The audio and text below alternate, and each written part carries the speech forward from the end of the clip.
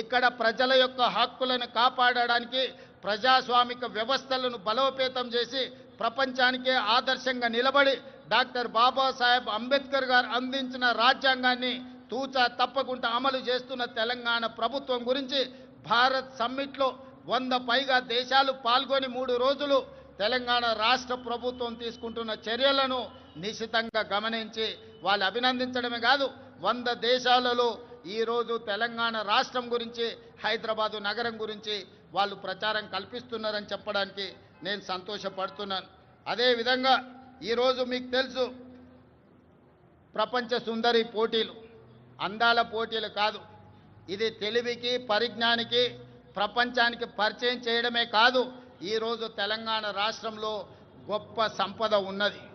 గుడులకు సంబంధించి కానీ ప్రకృతి సౌందర్యం కానీ మన ప్రాంతంలో ఎన్నో ఉన్నాయి. రామప్ప దేవాలయం, 1000 స్తంభాల గుడి, అదేవిధంగా యాదగిరిగుట్ట టెంపుల్, ఈరోజు హైదరాబాద్లో చౌమల ప్యాలెస్ కావచ్చు, చార్మినార్ కావచ్చు, చార్మినార్ ప్రాంతంలో ఉన్న చుడీ బజార్ కావచ్చు, లాడ్ బజార్ కావచ్చు, ఇలా తెలంగాణ రాష్ట్రంలో ఉన్న గొప్ప గొప్ప కట్టడాలను అదేవిధంగా ఈ అంతర్జాతీయ స్థాయిలో మన ఉత్పత్తి చేస్తున్న ప్రోడక్ట్స్ని అన్నిటిని కూడా ప్రపంచానికి పరిచయం చేయడానికి ఈరోజు ప్రపంచ సుందరి పోటీలను నిర్వహించడం జరిగింది.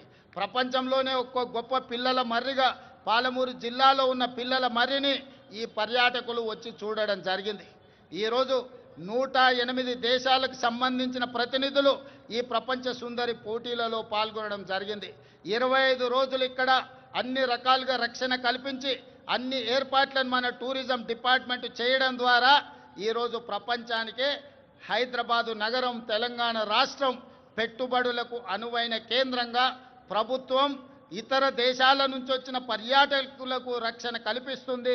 వాళ్ళందరూ కూడా ఈ రాష్ట్రంలో పర్యటించవచ్చు. ఈ రాష్ట్రంలో పర్యాటకులు చూడడానికి అద్భుతమైన కట్టడాలతో పాటు ప్రకృతి సౌందర్యం ఉంది అని ఈరోజు ప్రపంచానికి చాటి చెప్పడం జరిగింది.